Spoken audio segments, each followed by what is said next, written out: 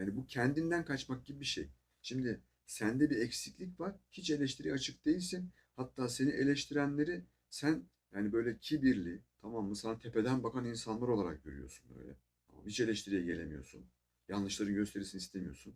E sonuç kral çıplak.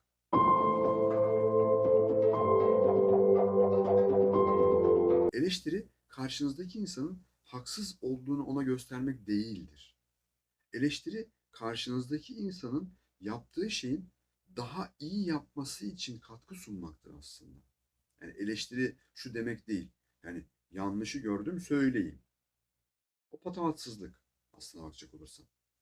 Yanlışı gördükten sonra temelde eleştiri o yanlışın düzeltebilmek için konuştuğun, sarf ettiğin enerjidir, söylediğin sözlerdir aslında. Senin maksadın orada mümkün olan en iyi tahsis etmek olmalıdır. Onun dışında eleştiri anlamsız. Yani niye eleştiriyorsun ki? Şimdi sen karşındaki insanın eksikliğini gösteriyorsun. Tamam iyi güzel. Neden? Eksikliğini görsün. İyi de neden? Neden? Hani o esnada neden sorusunun cevabı şu olmalı bana göre. Ben bilginin daha iyi hale gelmesini sağlamaya çalışıyorum. Bilginin daha verimli hale gelmesini sağlamaya çalışıyorum. Ben ortaya koyan bilginin her iki taraf için de daha verimli, daha sağlıklı, daha üretken hale gelmesini sağlamaya çalışıyorum dersek o zaman daha güzel bir bakış açısıyla olaylara, konulara, eleştirdiğimiz mevzulara daha iyi yaklaşırız açıkçası. Ha bir de tabii ki karşımızdaki insan bizim bu e, düzeyli, ahlaklı, dozunda eleştirilerimizi gördüğü zaman o da aynı şekilde ahlaklı, dozunda, kibirli olmayan bir şekilde konuşmasını devam ettirecektir. Ve o zaman çok daha iyi bir atmosfer doğacaktır ve bu atmosferden de çok daha verimli sonuçlar elde edeceksiniz diye düşünüyorum. Yani şöyle bir durum burada da var. Siz eleştiriyi severim dediğiniz zaman bu sefer de 50 kişi üzerinize üşüşmeye başlıyor. Anlatabiliyor muyum? Yani eleştiri konusunda biraz sıkıntılı bir durumdur eleştiri. Yani siz eleştiri açık oldukça fazla miktarda insan eleştirisine tabi olabilirsiniz. Yani bulaşık bilgi fazla gelmeye başlayabilir. Aslında buralara dikkat etmek lazım. Tamam biraz evvel eleştirinin gerekli olduğundan bahsettim ama hani bundan da bahsetmek gerekiyor. Yani siz fazla miktarda bulaşık bilgi almaya başlarsınız. Herkes sizi eleştiriyor başlar. Ha, eleştiri bak bu seviyor. Tamam yani ne derler bir laf vardır. Kafasını eğen horoza gagayı vuran çok çıkar derler. Öyle bir söz var. Aynen ona dönmeye başlar bir süre sonra. Siz eleştiri açık olursa ben eleştiri açayım. Bir tane de ben buraya. Bir de ben eleştireyim. Bir de ben eleştireyim. Hadi tık tık tık tık tık gagayı vurma buranda çıkmaya başlayabilir. Tabii buraya da dikkat etmek lazım. Hani demin bahsettiğim gibi eleştirinin bir ahlakı vardır. Yani eleştiriye gelebilen kişi de dozunda eleştiri yapmanız gerekir. Bu sizin nezaketinizi, bu sizin ahlakınızı, bu sizin saygınlığınızı gösterir. Siz yaptığınız çalışmalar içerisindeki eksikliklerin tamamlanmasıyla birlikte yol alabiliyorsunuz, büyüyebiliyorsunuz. Yani size çok garip bir örnek gibi gelecek. Bu şu örneğe benzer. Hani vücut geliştirmeyle uğraşanlar bilirler. Şimdi siz ağırlık fazla miktarda yüklendiğiniz zaman ne oluyor? Kas yırtılması olur. Yani normalde kas yırtılması değil. Yani kasın büyümesi için gerekli olan yırtılmadan bahsediyorum burada. Kasın büyümesi için kas belli miktar yırtılır. Orayı siz ne yapıyorsunuz? Proteinle dolduruyorsunuz. Değil mi? Vücudun yapı taşı olan proteinle orayı dolduruyorsunuz. Kas büyüyor. Yani kas büyümesi yırtıldıkça büyüyor. Dolayısıyla buradan nereye geleceğim? Şu, siz hani o sizi kendi yırtığınızı eleştiriyle tamamladığınız zaman büyürsünüz. O kasın büyümesi gibi. Siz de büyürsünüz. Küçülmezsiniz. Eleştiri sizin o boşluk olan noktanızı başkasının size göstermesiyle tamamlamanız şeklinde tecelli eder. Bizim farkındalık noktasında da dışarıdan gelen tesire tabii açık olmamız gerekiyor. Yani şimdi eleştiri açık olmak ne demek? Biraz ondan da bahsetmek gerekiyor tabii ki. Bu dışarıdan gelen tesire açık olmanız da olabiliyor. Ve o tesire açık olmak sadece onu duymak değildir. Yani vatandaş seni eleştirdi. Sen de eleştiriyi aldın, duydun, oturdun. Şimdi eleştiriyi aldın, duydun, oturdun. Bu sana bir şey kazandırmaz. Eleştiriyi aldıktan sonra üzerine çalışman lazım. O eleştiriyi kendinde bir tart bakalım. O sende var mı? Yani sen eleştiriye maruz kaldığı zaman dışarıdan sen de eleştiriyi al, öz eleştirini yap. Eğer eleştiriyi alıp sen öz eleştirini yapmazsan o zaman o aldığın eleştirinin hiçbir verimliliği kalmaz. Buradan girer, buradan çıkar. Sonra hiç gelişmezsin. Hani diyorum ya kasın büyümesi gibi hani kas yırtılır, proteini tamamlanır falan dedik ya, büyür dedik ya. Senin işte kas büyümez. Senin kas tam tersi küçülmeye başlar. Tamam. Bilgi birikimlerin, dağarcıkların küçülür. Günden güne kendi bilgi birikimlerine değil başkalarının bilgi birikimlerine tabi olmaya başlarsın. Neden? Çünkü çözüm üretemez hale gelirsin. Neden çözüm üretemez hale gelirsin? Çünkü eleştiriye açık olmadın. Eleştiriye açık olup yanlışlarını görmedin. O yanlışlarla kendi zihninde, kendi düşünsel yapını tamamlayıcı bir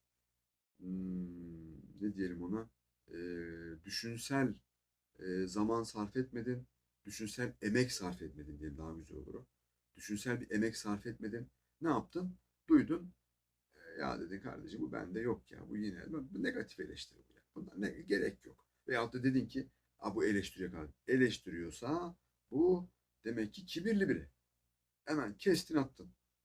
Ne oldu? Sonuç eleştirilemiyorsun. Eleştiri açık değilsin. Farkında değil misin? Kibirli olan sensin. Bunu anlamamız gerekiyor.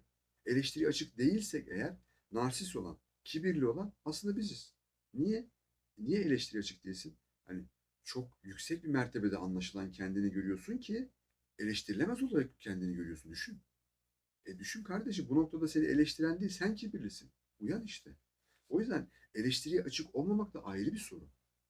Kibirlik açısından, narsist yapı açısından.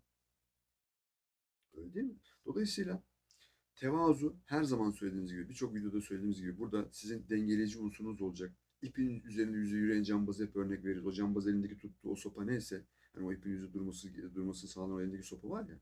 O tevazu da işte sizin aynı şekilde elinizde durması gerekiyor. Hani bazen insan kayar sağlara sollara yani bir bazen kibre kayar, bazen şehvete kayar, bazen tamahkarlığa kayar, bazen öfkeye kayar. Zihni hep kayar insanın. Orada tevazu seni dengeler. İşte eleştiri noktasında da aynı şekilde tevazu seni aynı şekilde dengeleyecektir. Ve bu noktalara özellikle ama özellikle tevazu noktası çok dikkat etmek gerekiyor. Kişi eleştiri aldığı zaman, o eleştiriyi aldığı zaman o eleştiriyi değerlendirecek kişinin tevazulu bir şekilde eleştiriyi de değerlendirmesi çok önemli. Çünkü hani tevazulu bir şekilde eleştiriyi değerlendirmezsen kibirli şekilde değerlendireceğin için yani o eleştiri bende yok gözüyle bakarsın yani. Yani o bana bunu söyledi ama bende yok ki gözüyle bakarsın. Tevazulu eleştiri nasıl? O zaman nasıl bakarsın eleştiriye? Ya bende varsa yani olabilir bu da bende. Yani bakalım bakalım. Ama bak orada da şunu düşmemek lazım. Yani bu bende var mı? Bir bakalım bakalım dediğin zaman da kendine haksızlık etmemen gerekiyor. Oraya çok dikkat et. Çünkü kendine haksızlık edersen bu sefer orada ayrı sıkıntılar çıkıyor. Kendine haksızlık etmemek nasıl olabiliyor? Kısaca yani eleştiri konusu önemli bir mevhumdur. Çünkü eleştirilen kişi kendine haksızlık etmeye başlarsa özgüven kaybına uğrayabilir. O yüzden eleştiriye maruz kaldığınız zaman kendinize haksızlık etmeyin. Siz sadece yapılan eleştiri bir dış tesir. Mesela size aktarılan bir sözse bir ses vibrasyonu olarak alın. Kaydı alın zihninize. O kaydı şöyle bir zihninizden geçirin. Ama onu mümkün olduğu kadar yani IQ'nuzdan değerlendirmeye çalışın. Bir miktar IQ'nuzdan değerlendirin ama fazla IQ yani duygusal zekanızdan fazla değerlendirmeye çalışmayın. Duygularınız devreye girdiği zaman özgüveniniz noktasında sıkıntılar yaşayabilirsiniz. Yani orada şu olabilir. Yani alırsın tesiri eleştiriyi. Aa, ya bu gerçekten ben işte bak o esnada mesela üzüntüyü devreye soktun. Üzüntüyle birlikte yorumlamaya başladı bak konuyu. Bu gerçekten bende varmış ya. Of falan böyle tamam yani o esnada. Ne oldu? Bak o üzüntüyle konuyu değerlendirmeye başladığı zaman tamam mı? Ne oldu? Otomatik olarak işte yavaş yavaş kendindeki motivasyonu, özgüveni azaltmaya başlarsın.